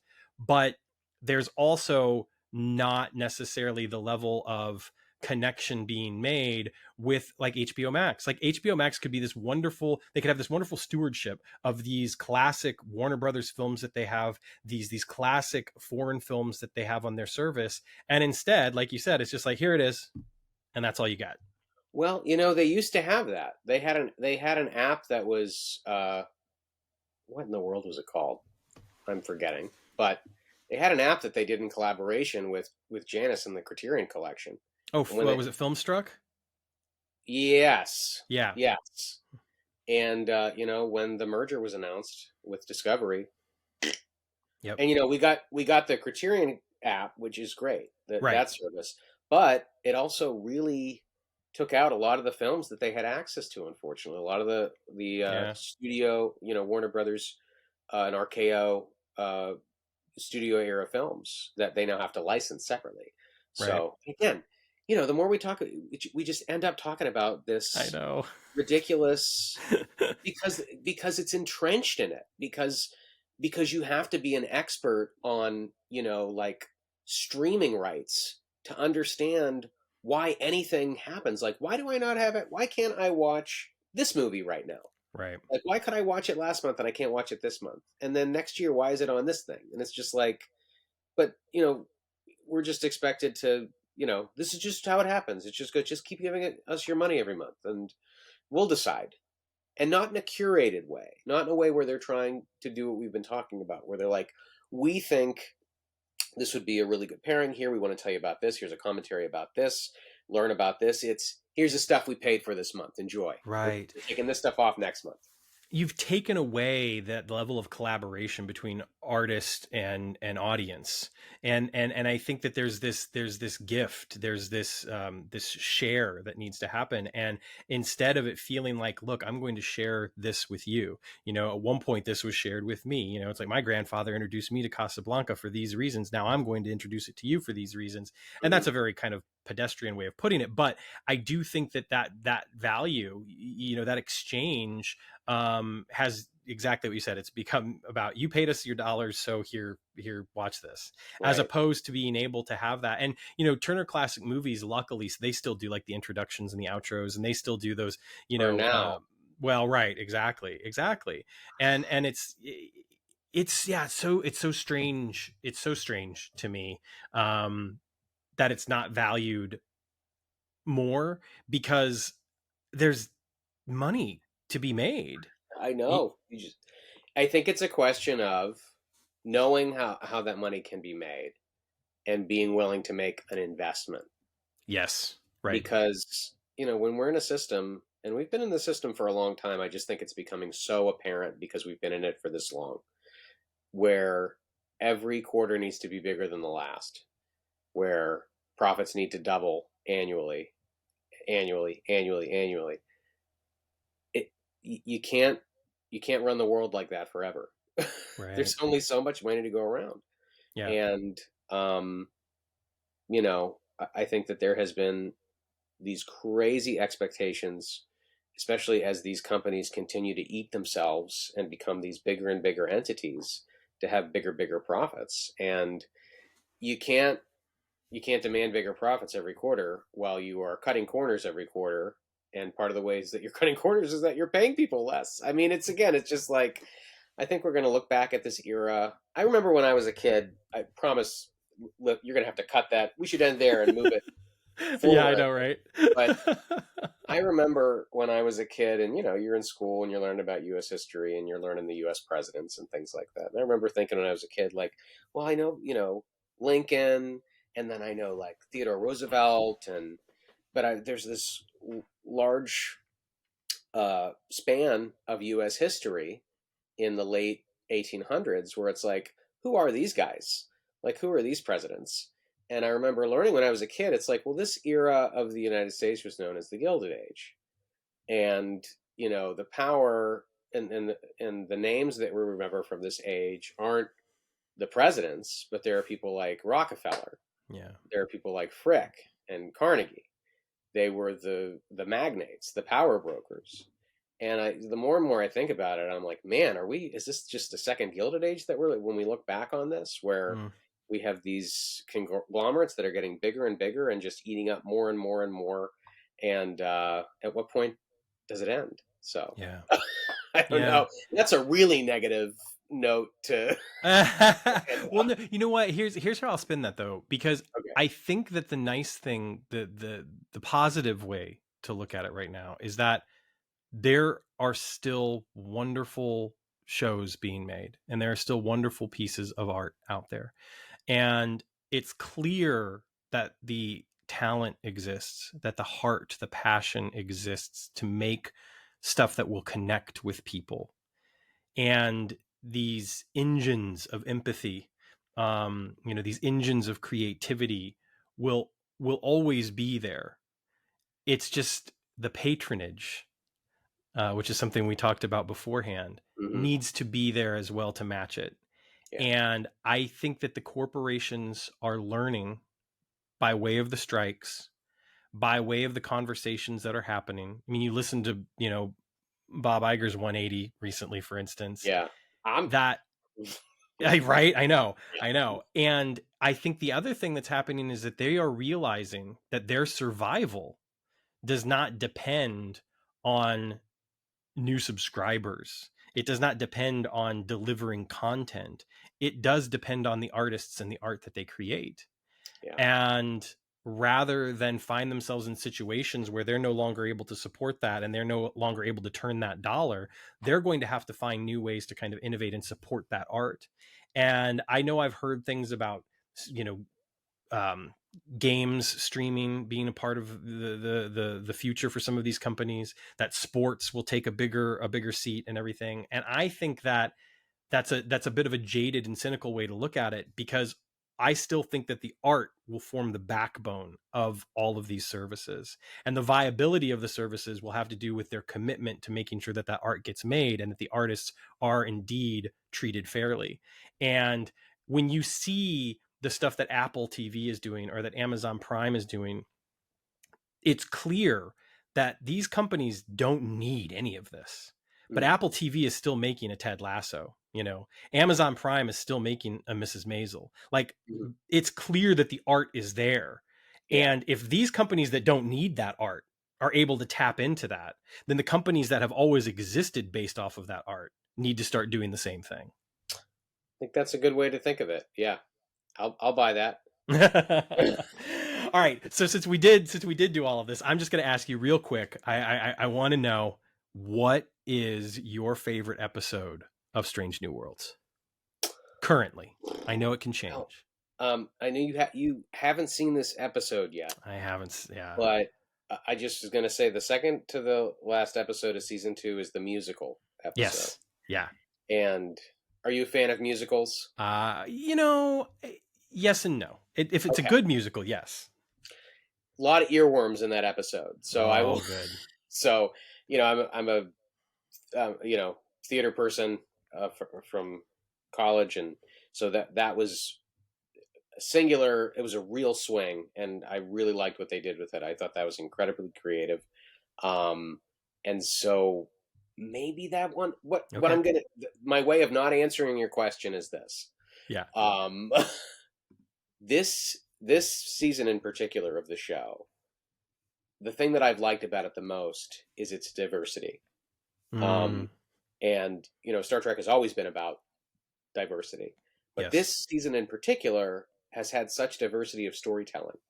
Um, and it's that diversity of storytelling that has made it such a delight to design episode posters for the show, Mm, because you can take it in so many different directions and tones and flavors. And there's musicals, there's comedies, there's farces, there's action, dramas, romance, horror. It goes everywhere, and yeah. in the span of a short 10 episode run. So kudos to the production team, and they create a heck of a season of television. And so um, I'm gonna say I really enjoyed last week's episode, but then I really enjoyed the finale. But I can't talk about this stuff with you because you're not caught up.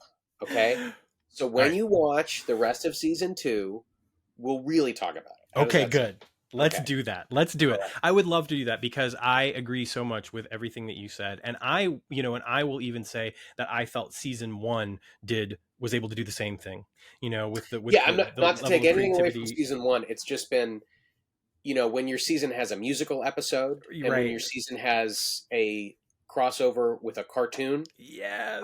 It's like, whoa, you guys really swing for the fences. And as far as I'm concerned, home run. Like Yeah.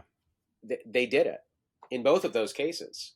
Well, I will endeavor to finish as soon as possible, just so I can get you on the show again, so we can talk more because I love this, and Great. I will not I'm. appear on the show again until you've completed Strange New World season 2. All right. Mark my Well, words. be careful what you wish for. I'm gonna, like, hit you up tomorrow and just be like, JJ, I'm done.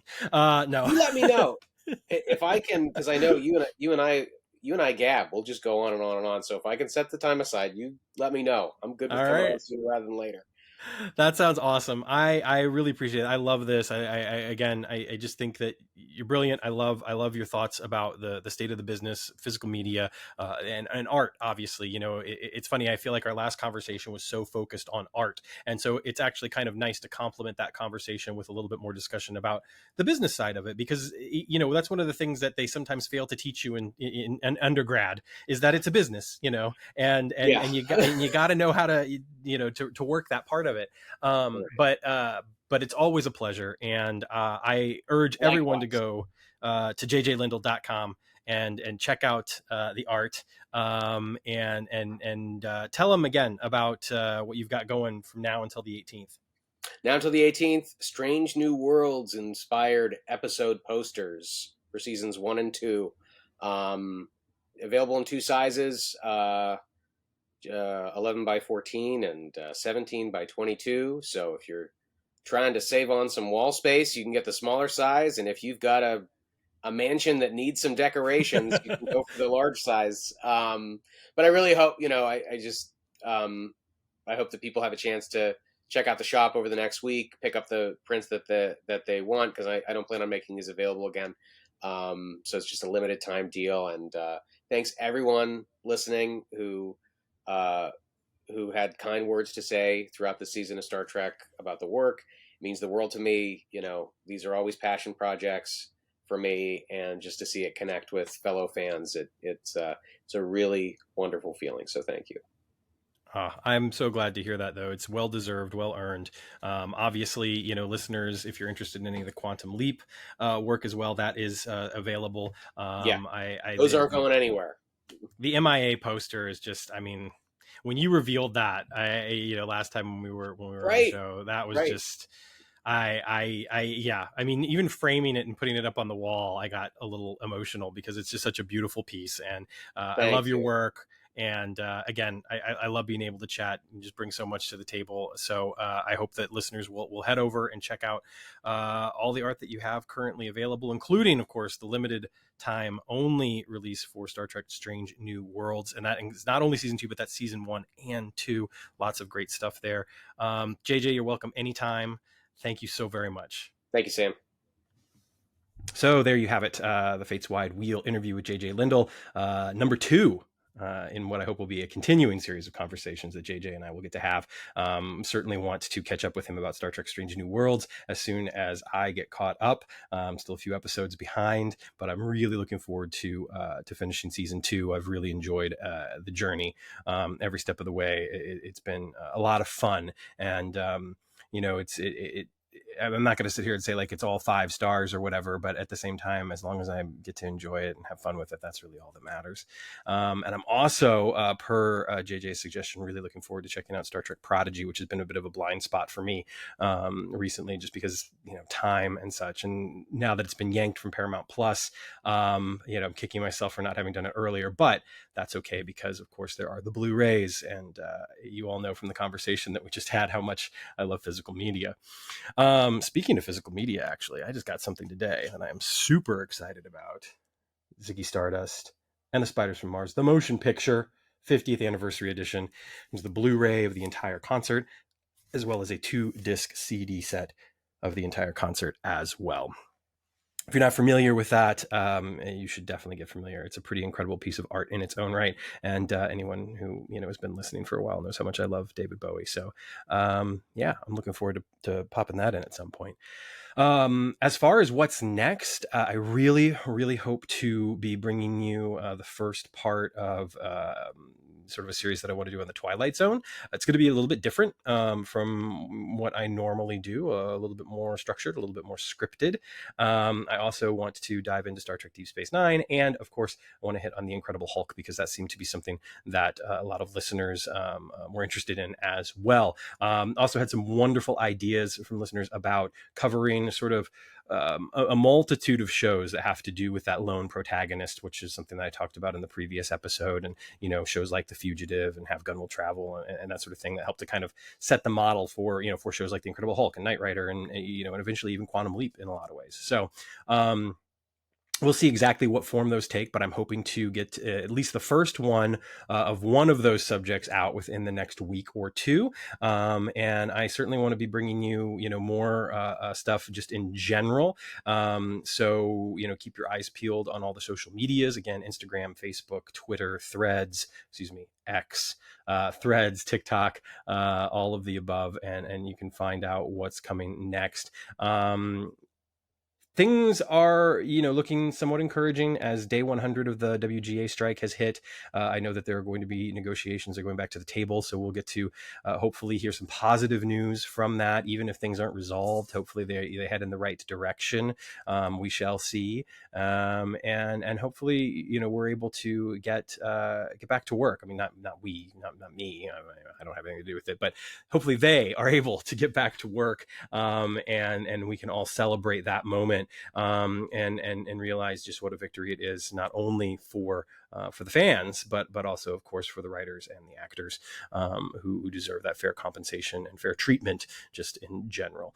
So we'll see what happens. I've heard all sorts of speculation, from maybe things will clear up soon to we're looking at November, potentially next year, before we hear anything. But I certainly hope it's sooner than that, so that they can return to production on Quantum Leap season 2. That would be great. And again, I don't say that from like a selfish fan, where's my show sort of thing. I just want them to be able to work and do what they love to do. So we'll see, and certainly keep an eye on our social media and on the podcast, because I'll try to give you any updates that I possibly can from any information I glean. And the information's out there. If you're following Deadline, Variety, Hollywood Reporter, and myriad of other sites, you'll see it. If you're following people on social media, especially the Writers Guild social media pages, or SAG-AFTRA social media pages, stuff like that, you'll see stuff out there. So I certainly don't want to act like I'm any kind of authority by any means, but I'm happy to kind of bring some of that together, try and synthesize it and distill it down for listeners as best I can. And if you know something, if you have thoughts or opinions, feel free to share them with me. I'm happy to, to have that conversation, further that conversation, whether it's done on social media or whether, you come on the show. We get to do it here. In the meantime, as far as, supporting the show, subscribe, all that sort of jazz obviously helps us out a great deal.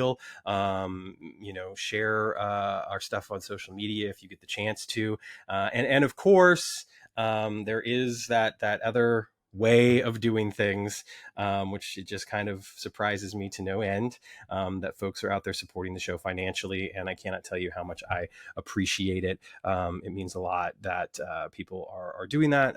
As always, of course, look to your local charities, look to the local causes that you can support in your neighborhoods, in your communities, and at the world at large. Of course, I will always talk about the Trevor Project. I will always talk about Doctors Without Borders, Southern Poverty Law Center, NAACP, ACLU. I mean, there's multiple causes that we can be donating to and helping to further causes that are important, and hopefully we'll try to make the world a better place, set some things right that are going wrong in the world. If, however, after all of that, you still want to give to Fate's Wide Wheel, we welcome it and we really appreciate it. We have a Patreon, we have a Buy Me a Cup of Coffee. You can find those links down below. Or if you're listening, they will also be in the show notes. For those of you that already do that, thank you so very much. It has been a weird time over the past few months as we've navigated the strikes, how to best stay connected, and how to best produce this podcast and get things out there. What am I going to talk about?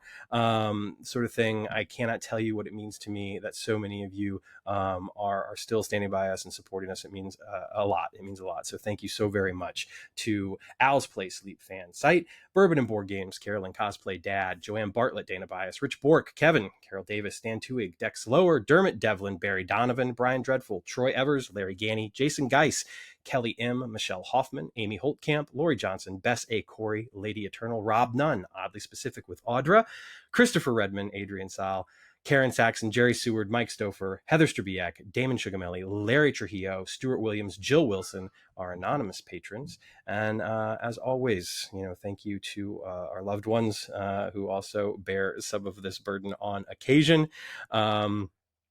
And again, you can become a patron or donor yourself by visiting Fates Wide Wheel on Patreon or Fates Wide Wheel over on Buy Me a Coffee. Please reach out again.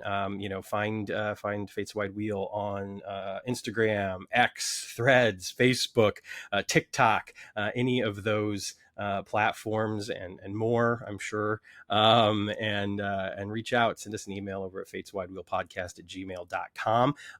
Would love to continue the conversation on any of those avenues, or of course, just leave a comment below if you're on YouTube. And I will certainly try to get back to you as soon as possible on that. You can also, of course, find the earlier interview with J J Lendl through our podcast archives, which are open and free to everyone. We don't put any of that behind a paywall. Or, of course, I believe the video version is also on YouTube. That's it for me. It's time to leap out of here. In the meantime, take care of yourselves, take care of one another, stay safe out there. Thank you so very much. And always, always leap responsibly.